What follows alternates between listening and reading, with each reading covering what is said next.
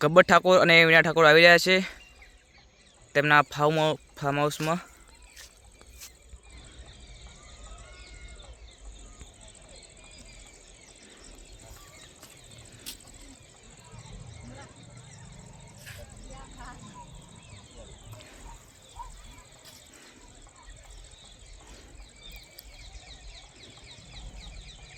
हाँ वीडियो चालू। हाँ વિડીયો ચાલુ। मैं मेलो से वीडियो उतारवा। સાચી વાત છે। હે સાચી વાત, ખોટી વાત છે? સાચી વાત। પહેલા તો બધાને જય બાબા જય રોમાધણી જેટલા મળે એટલા બધા જય બાબારી કે ને જય બાબારી। 3 વર્ષની અંદર તો પહેલી વાર હેડ્યા 3 વર્ષ પહેલા એટલું નોમ લેવરાયું જય બાબારી। નાલ તો બધા વિડીયો બનાવે છે બધા જય બાબારીના અને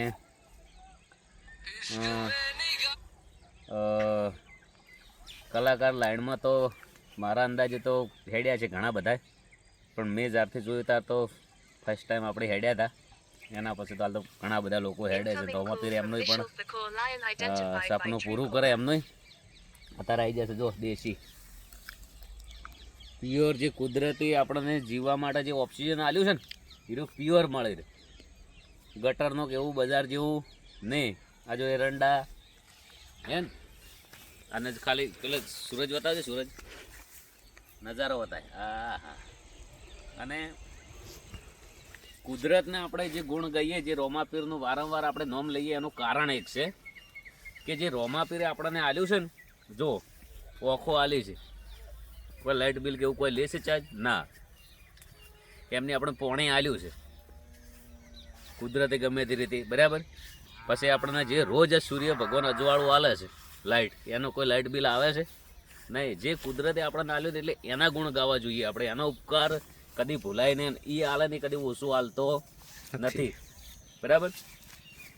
અને વાત કરીએ આપણે કે એક થોડા સમાજના ટોપિક ઉપર આવીએ।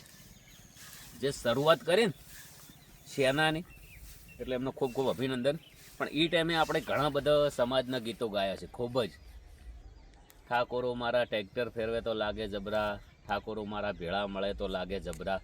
આ ગીતોને અત્યારે 8-8 9-9 વર્ષ થઈ ગયા છે। એના પછીને સદારામ બાપા કહે છે ભણો ભણો ભણ્યા વગર કોઈ નથી, એ ગીતને અત્યારે 7 થી 8 વર્ષ થઈ ગયા છે।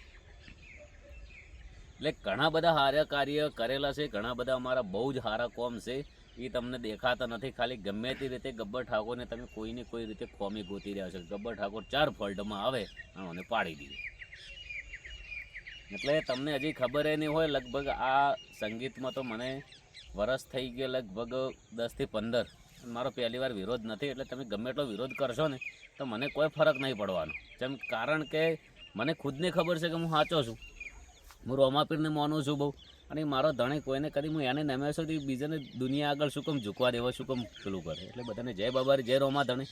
અને રોજ હું કોકનો કોક ચર્ચા કરે એને તમે મારા ચેડે ખોટો સમય બગાડો છો ને એટલો તમારું દિમાગ છે ને કોઈક ધંધામાં વાપરો, કોઈક સેવામાં વાપરો, કોઈક સારા વિચારોમાં વાપરો, કોઈક સારા કાર્યોમાં વાપરો તો તમે ખૂબ આગળ વધજો।